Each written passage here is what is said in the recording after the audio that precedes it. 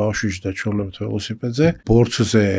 ავიდა და აფრინდა ველოსიპედიდან, ეს ველოსიპედი საჯე დადგა ვერტიკალურად და ბავშვი 2-3 მეტრზე აფრინდა, პირდაპირ ღვიძლით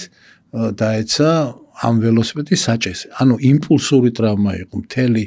ტრავმის ზალა კონცენტრირდა ერთ ადგილში და ეს ბავშვი მოიყვანეს მუხრად და გემახსოვრებათ ეს ბავშვი. უკვე რომ შემოვიდა კლინიკაში ჰიპოვოლემიური შოკი იყო, ეგრევე ავიყვანეთ ეს ერთი კომპიუტერული ტომოგრაფია გადავატარეთ და ეგრევე ავიყვანეთ ძალიან მოკლე დროში 5 მეტრში ფაქტიურად საოპერაციო იყო და ნუ წარმოიდგინეთ ბავშვი რომელსაც აქვს 3 ლიტრა და რაღაცა 200-მდე სისხლი 2.700 იყო მუცელში სისხლი და ღვიძლი იყო 5 ნაწილად გაგლეჯილი და იმ წუთშიც კი როცა მუცლისღლუ გაიხსნა მან ცოტა იღბალიც არის რა თქმა უნდა მოდიოდა სისხლი დიდი ნაკადით და ხა ღვიძლის პარენქიმაში როცა დიდი სიზარღვე არის დაზიანებული ხო ის სისხლი შევარნილია შიგნით და ვერ ნახულობ ფაქტიურად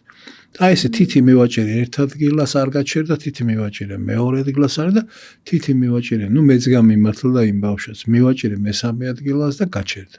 და მე ჩემი თითის ქვეშ ვკერე რუიანისებური ნაკერი ქვია ის რაღაცა გაჩერდა მე უკვე ღვიძლის აწყობა ეგრეთ წოდებული და გაკერვა ტექნიკური პრობლემა იყო და ეს გახორციელდა და ის ბავშვი გადარჩა